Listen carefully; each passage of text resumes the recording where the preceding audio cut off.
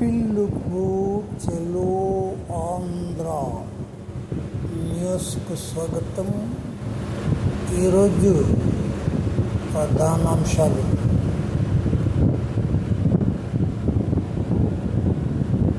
గత ప్రభుత్వంలో నిర్వహించినటువంటి నాడు నేడు ప్రోగ్రాముకు చెందినటువంటి బిల్లులు, వోచర్లు మరియు యూటిలైజేషన్ సర్టిఫికెట్లు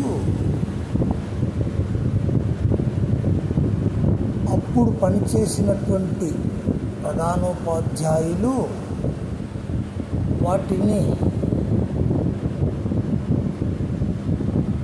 సమగ్ర శిక్ష అభియాన్ వారికి మరియు పాఠశాల హెడ్ మాస్టర్ వారికి అందజేయవలసి ఉంది. కానీ వారు ఇంతవరకు కూడా పాఠశాల ప్రధానోపాధ్యాయులకు కానీ సమగ్ర శిక్ష అభియాన్ వారికి కానీ అందజేయబడలేదు.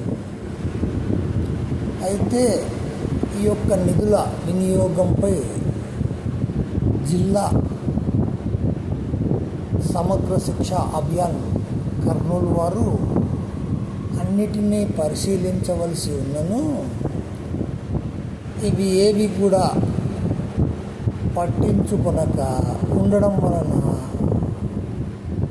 ఆ పాఠశాల హెడ్ మాస్టర్లు రిటైర్మెంట్కు వెళ్ళడం జరుగుతోంది. కాబట్టి